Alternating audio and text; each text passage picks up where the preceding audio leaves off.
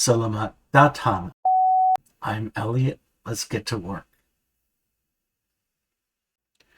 This is the first in a series of video presentations about Indonesian grammar. These presentations are based on my notes from a year of self-study that also included a couple of online classes sponsored by the Indonesian Embassy in Washington, D.C., and 24 lessons from a magical Komodo dragon. My notes also incorporated information from 2 English language grammar primers, Jenner's A Student's Guide and Snedden's A Comprehensive Grammar. These presentations were not designed to be an academic treatise. Instead, they were designed to be a practical reference guide to help the learner parse what they're hearing and reading in their applied studies. Practice tip. The learner should consider watching all of the presentations as soon as practically possible in order to get a comprehensive picture of how Indonesian grammar works. After this, the learner can return to the presentations in an ad hoc manner to address specific problems.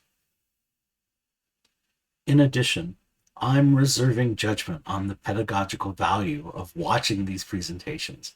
However, I'm thoroughly convinced that making them was an excellent way to learn Indonesian grammar. Accordingly, the learner should consider building something like a law school outline out of the content of these presentations. Why Indonesian? Indonesian is important because Indonesia is important. Indonesia is the 4th largest country in the world. It has more Muslims than any other country. It is where the Komodo dragons are. Curiously, the number of people outside of Southeast Asia who are learning Indonesian appears to be minuscule. Welcome to a club that nobody seems to want to join. Indonesian was originally a Malay-based trading language that over time absorbed elements from Sanskrit, Arabic, Persian, Chinese, Dutch, English, and Javanese and other regional languages. Indonesian was used as a lingua franca in the Indonesian archipelago for centuries and was eventually adopted as Indonesia's official language during the independence movement. In essence, Indonesian is made up of a relatively pure core of basic Malay words and grammar, and many layers of foreign loanwords. Here are some cherry-picked examples of foreign loanwords. From Arabic, malaikat, iblis, angel, devil. From Javanese, beres, okay. From Sanskrit, surga, neraka, heaven, hell. From English, komputer. Analogously to English's layer of aristocratic French loanwords, many fancy Indonesian words are Arabic and Sanskrit loanwords. The Sanskrit loanwords are borrowed indirectly via Javanese. Hence, things like the Sanskrit logo of the Ministry of Education and Culture reflect modern Indonesian's Java-centric history. Why Indonesian grammar? Indonesian cares a lot about its grammar. The learner should too. The learner needs a firm grasp of the meaning and grammatical function of words in order to become proficient in Indonesian. The bad news is that most Indonesian words do not have cognates in non-Austronesian languages. I estimate that Indonesian proficiency requires approximately 2 billion hours of diligent study. Learning vocabulary takes up a significant chunk of this time. The good news is that Indonesian grammar is coherent and simple. Learning it takes up a much smaller amount of time. Caveats. The learner should bear in mind the following. My Indonesian is nowhere near proficient. My study sessions usually involve prodigious amounts of I'm ignorant of Malay and almost all of the other languages that contributed to the development of Indonesian. As a result, the learner is cautioned against assuming that the information in these presentations is authoritative. One of the ways that I start learning a foreign language is by mapping its vocabulary and grammar to English, and then progressively replacing the English elements with the corresponding foreign elements. Think Invasion of the Body Snatchers. As a result, these presentations primarily focus on topics that are problematic for English speakers. Many other topics are glossed over. The simplicity of Indonesian grammar comes with a price, a strong propensity for exceptions. This propensity is exacerbated by the fact that the first language of the large majority of Indonesians is not Indonesian, but instead an unrelated regional language.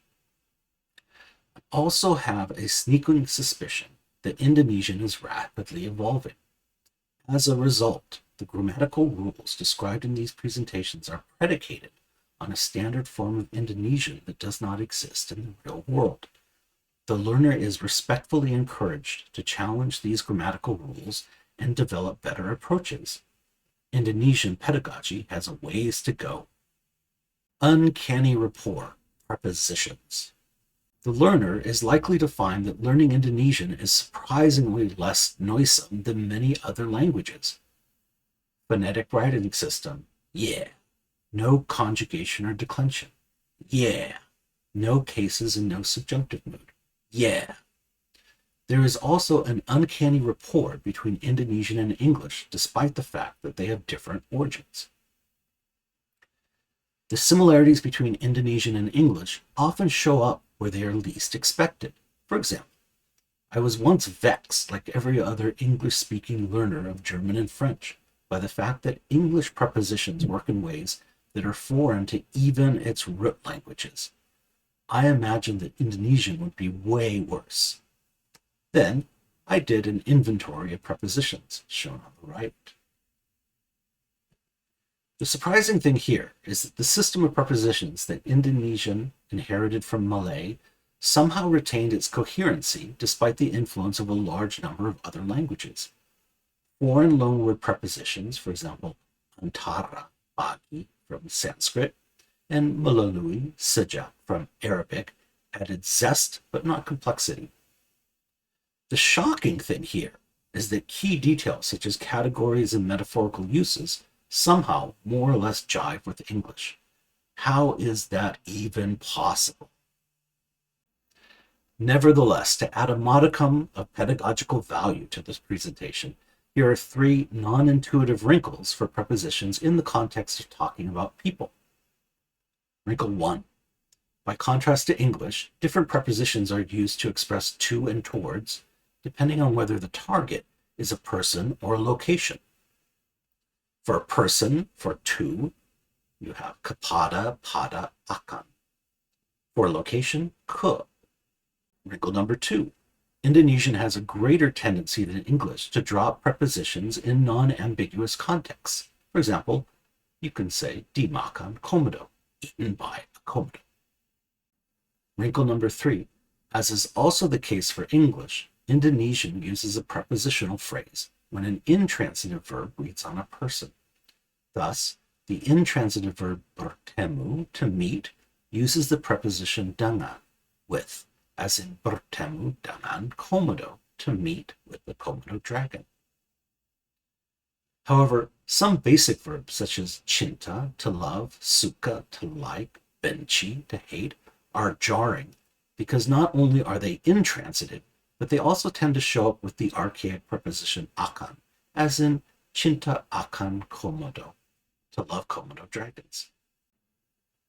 The fun doesn't stop there. Some, but not all of these basic verbs, can optionally omit the preposition as in suka, Komodo, to like Komodo dragons. Moreover, some, but not all, of them have transitive counterparts, such as suka, like, and menyukai, to like something. Diametrical opposites. Here are some examples of the very small number of contexts in which Indonesian does things in a way that is diametrically opposite to English. Word order of adjective-noun pairs. In Indonesian, the noun comes before the adjective. In Indonesian, the only adverbs that can go at the end of sentences are time adverbs. In Indonesian, when you answer negative yes-no questions in the affirmative, you say yes instead of no, like in English. Also, in Indonesian, past participle adjectives conform to the head noun instead of the actor. My favorite, words like to and fro in Indonesian correspond to fro and to. In Indonesia, in and out is called out and in. Context. Indonesian often relies on context instead of grammar to do what it needs to do. Here are 4 examples. No conjugation. In English, we would have for to run, ran, running, run, runs. In Indonesian, it's all berlari. No plural forms. Komodo means Komodo dragon or Komodo dragons. No cases. I and me is saya. She and her is dia. And no genders. He and she are dia. However, Indonesian grammar is rife with exceptions. For example, although basic Indonesian grammar does not have genders, it borrowed the suffixes wan, wati from Sanskrit to specify the gender of various experts, such as sejarawan, a male historian, or sejarawati, a female historian. Practice tip. The learner should always bear in mind that the rules of Indonesian grammar are often obscured by their real-world exceptions. Duplication. Indonesian does not use declination or other markers for plurals. The plural form is identical to the singular form. Instead, Indonesian primarily relies on context. For example, seekor komodo, a Komodo dragon, 3 komodo, 3 Komodo dragons, Komodo makan anjing. Komodo dragons eat dogs. However, when the going gets tough, Indonesian resorts to word duplication for clarity. For example, Komodo, which can mean Komodo dragon or Komodo dragons, can be duplicated to Komodo komodo, which only means Komodo dragons. The affix system. Although Indonesian does not use conjugation or declination, it systematically uses affixes all over the place. The Indonesian affix system elaborates words by combining them with affixes in order to, among other things, refine or extend words' meaning, change its grammatical type, or conform it to a grammatical register. English does something like this too, but in a different way. Here is a tortured example of the affix system in action. In English, a hoper hopes for a hope. That's hoping. In the standard mung register in Indonesian, seorang pengharap mengharapkan sebuah harapan. Itu pengharapan. Here, the point is that the affix system starts with the transitive verb harap, to hope for something, and generates the transitive verb mengharapkan for the mung register, my name for Indonesia's standard grammatical register. The transitive verb nyaripin for the register, my name for Indonesian slangy grammatical register. And the nouns pengharap, hoper, harapan, hope, and pengharapan, hoping. Practice tip. The learner should pay special attention to the affix system because it is a big deal. The flowchart on the right may seem daunting at first glance, but if it's any consolation, once the learner learns how the affix system works, there is not much grammar left to learn. Double negatives. Indonesian strongly favors plain speech patterns. For example, double negatives are rare outside of translations of foreign materials.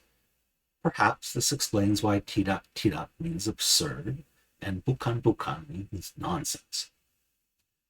Here are some of the lesser rare double negative patterns. For example, tidak bisa tidak, can't help but, or must. By contrast to the literary double negative patterns in the table on the previous slide, the kind of illogical colloquial double negatives that get short shrift in English are often perfectly okay in Indonesian. For example, I didn't say nothing to nobody can be translated as aku tak mengatakan apa-apa dengan siapa-siapa. Practice tip. As might be guessed from the quotes in the table in the previous slide, I learn languages using translations of Sherlock Holmes stories. Not only are the written and recorded texts readily available on the internet, but the plots, albeit borderline fatuous, are also so familiar that it's often easy to bluff one's way through difficult passages. The learner may from time to time run across grammatical oddities that reflect this aversion to double negatives. For example, here are some Indonesian equivalents to English word pairs such as thaw and thaw, and flammable, inflammable. Tanpa berhenti-hentinya means non-stop, but sometimes you'll just see it as berhenti-hentinya. Bergeming, which means unmoving or unmoved, will sometimes show up as tidak bergeming. Downhilledness. Indonesians' preference for plain speech patterns also shows up in its marked downhilledness, the tendency to put modifiers after the words that they modify. This tendency ranges from grammar fundamentals such as predicate after subject, adjective after noun, to minutiae such as pronunciation changes. For example, the pronunciation change that results from the combination of the prefix mung and the verb base tulis, that is manulis, to write something, flows down to the end of the duplicated form manulis nulis, to write this and that, but not up to the beginning of the duplicated form tulis manulis. Take-home lessons. A freebie. Since this is an introductory presentation, there are no action items other than leaving with an awareness that Indonesian grammar is coherent and simple, but rife with exceptions, and that the learner will need to become conversant with it in order to reach proficiency. Here's a joke.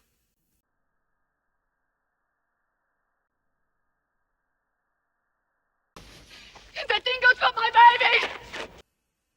Grammar. This series of video presentations includes original pornographic material that illustrates key concepts in Indonesian grammar. The following scene includes dialogue that is composed of model sentences based on this presentation.